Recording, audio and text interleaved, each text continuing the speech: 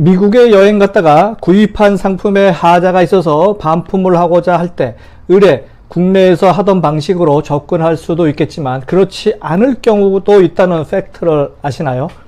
전혀 예상치 못한 접객 태도를 대하게 되면 여러분은 어떤 행동을 취해야 할까요?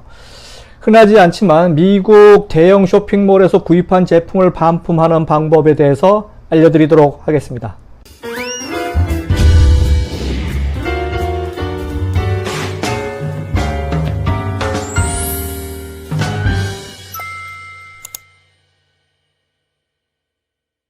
안녕하세요. 유통구단 김앤커머스 대표 김영호입니다. 오늘 돈 버는 세계여행 45번째 이야기는 미국에서 반품하는 방법을 아시나요? 편입니다.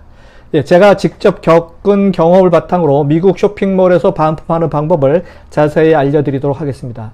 제가 묵었던 숙소 근처에 세계 최대 유통기업인 월마트의 자회사인 회원제 창고형 도매클럽인 샘스클럽을 가보신 분도 계실 건데요. 그곳에서 구입한 제 딸 샌들 반품 사건입니다. 물론 오래전에 일어난 사건이지만 미국 유통 시스템은 지금도 바뀌지 않고 있으니까 참고하시면 좋겠습니다.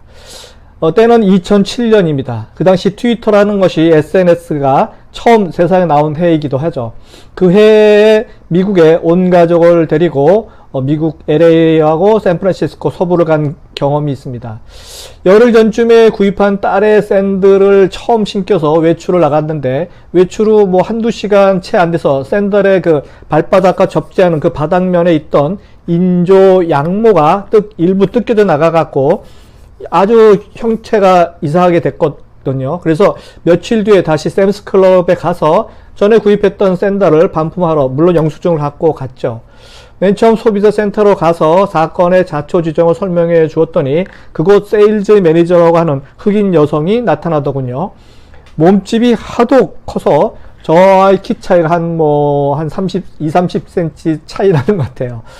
한참 올려다 보면서 이야기를 해왔고, 이 흑인 여성은, 흑인 매니저는 저를 이렇게 내려다 보면서 이야기하는 양상으로 이렇게 대화가 진행됩니다. 제 이야기를 잠시 듣는 둥 마는 둥 하더니만 아주 불친절한 목소리, 그리고 부하에게 이야기하듯이 이렇게 이야기합니다. 옷과 슈즈는 한 번 사용하면 반품이 안 돼요. 품질이 나쁜 상품이기 때문에 저는 반품해야 한다는 이야기, 제 이야기를 아예 묵살해 버리더군요. 그래서 저도 국내에서 유통 분야에서 잔뼈가 굵은 사람인데 물러설 수가 없었죠. 제가 알고 있던 소비자 대응 방식이 아니라서 상당히 기분은 나빴지만 이성을 붙잡고 이야기를 더 했습니다. 그리고 마지막으로 이렇게 이야기했죠.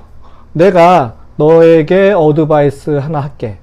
다신 이런 나쁜 품질의 상품을 취급하지 말아줬으면 좋겠다 라고 말이죠. 그랬더니 너무 살이 쪄서 터질 듯한 거구의 흑인 여성 매니저가 말합니다. 아주 사무적으로 말이죠. 알았어. 이 정도.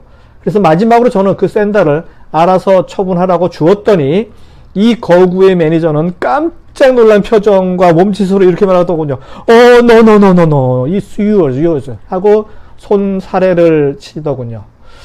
손끝 하나 건드리고 싶지 않다는 표정으로 제게 직접 샌들을 치우라고 두 손을 휘젓습니다. 참 어이가 없어서 말이 안 나오더군요. 구독, 좋아요, 알림 설정은 좋은 콘텐츠에 대한 예의입니다. 세계적인 기업 월마트의 분신 샘스클럽의 가격은 참 실용적입니다. 하지만 서비스는 정말 후진국 수준인 듯 싶었습니다. 제품 중에 하자가 있는데 왜 반품이 안 되는지 이해가 안 되었죠. 그리고 동양인을 우습게 하는 듯한 인종차별적인 모멸감을 개인적으로 느끼게 만든 점도 상당히 문제가 있어 보였습니다. 특히 매니저의 고객을 대하는 무례한 태도가 마음을 상하게 했습니다. 샘스클럽 서비스 수칙을 보자고 할 걸 이란 생각도 잠깐 들었는데 화가 난 저도 그냥 넘어갔죠. 그런데 화가 계속 차 있어서 그날 저녁 시간에 트위터에 이번 사건의 잘못된 고객 서비스 부분을 조목조목 내용을 올렸습니다. 트위터에서 샘스클럽을 찾아서 그곳에 오늘 일어난 사건을 이야기하면서 잘못된 부분을 이야기했고 관광객으로 이용한 고객에게도 친절한 서비스가 정말 중요하다고 설명을 곁들였습니다. 그리고 다음날 저는 짐을 챙겨서 서울로 왔습니다. 이틀이 지난 후 서울에서 트위터를 열어보니까 샘스클럽 트윗이 저에게 온 것이었죠. 내용을 보니까 제 메일 주소 그리고 반품 환불 관련 내용의 메시지가 도착해 있었습니다. 바로 샘스클럽 서비스 본부센터에서 보내온 트윗이었습니다. 저도 그들의 발빠른 대응에 놀라서 바로 답변을 주었죠. 며칠 후에 이메일이 왔더군요. 제가 미국에 아닌 국내에 있기 때문에 환불을 해주기가 어렵기 때문에 제가 구입한 그 가격만큼의 기프트 카드를 등기 우편으로 제게 보내주겠다. 그리고 직접 우편료가 더 들어가는 그 등기 우편을 저한테 보내주었습니다. 며칠 전만 해도 가장 무능한 서비스를 보였던 샘스클럽 사례가 그들의 민첩한 고객 대응으로 인해서 제게 아주 깊은 인상을 남기게 됩니다. 가장 후진 서비스 업체로부터 가장 훌륭한 서비스를 보이려고 노력하는 회사로 180도 바뀐 회사의 이미지로 됩니다. 그들이 만들어 놓은 원칙, 즉 옷과 신발은 반품 및 교환이 안 된다라고 하는 원칙을 알지 못하는 관광객 입장에서 그런 외국인 소비자를 대하는 고객 대응 방침도 수정 보완을 하면서까지 그들이 브랜드 이미지를 살리고자 하는 그 노력이 정말 배울만 했습니다. 그리고 그들의 스토어에 제가 자주 가지는 못하는 외국인 소비자이지만 끝끝내 자신들의 서비스를 기억하게 만드는 자세는 유통 서비스업 종사하는 저에게 큰 경정을 울려주는 사례로 남게 됩니다. 이번 샘스클럽 반품 불가 사건의 의미는 유통구단인 저에게 여러가지 시사점을 남겨주는데요. 첫 번째, 제가 그 당시 트위터라고 하는 소셜 네트워크를 통해서 소비자 불만 사항을 실시간으로 그것을 조회하고 바로 피드백해주는 그런 대형 유통업체의 본부, 그 서비스 본부의 민첩한 행동과 고객 만족을 위한 액션을 통해서 저같이 화가 난 고객을 우호 고객으로 완전히 되돌려 놓기에 충분했습니다.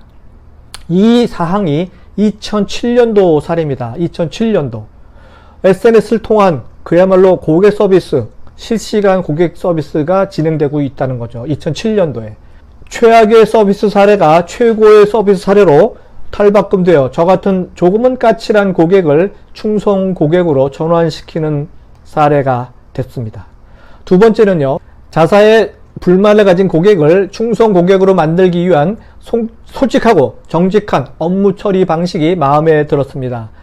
원칙은 있지만 경우에 따라서는 바뀔 수도 있고 특히 현장 경영을 중시하는 업체만이 생존 번영하리라는 결론에 이르게 됩니다. 그리고 세 번째 제가 팁을 드린다면 미국 소매점에서 반품 환불을 하려면 그야말로 6화 원칙을 작성해서 알려줘야 합니다. 몇 년, 몇 월, 며칠, 몇 시, 몇 분에 어느 지점, 어느 매장에서 누구와 어떤 이야기를 했고 내가 원하는 것은 이런 것이다 라고 사진과 함께 구체적으로 기술해서 보내면 좋겠습니다. 자, 우리나라에서도 환불 관련해서 소비자와의 마찰이 끊이지 않고 일어나고 있습니다. 하지만 전통 있는 업체의 경우는 고객 만족, 더 나아가서 고객 가치를 높이기 위한 실시간 대응에 최선의 노력을 기울이고 있다는 점입니다. 2007년도에 제가 SNS 트위터로 고객 불만을 표출하자 그것을 실시간으로 체크해서 바로 피드백해주는 이런 시스템을 갖추지 않으면 인류 기업이 될 수 없다는 의미이기도 합니다. 그래서 이제부터는 입점 거래선 그리고 고객도 유통업체를 잘 찾아서 이용해야 된다는 것이죠. 고객의 가치, 거래선의 가치를 높이기 위해서 진정한 소비자로 생각하는 고객 정책 위주의 커머스 업체하고만 거래를 하시기 바랍니다.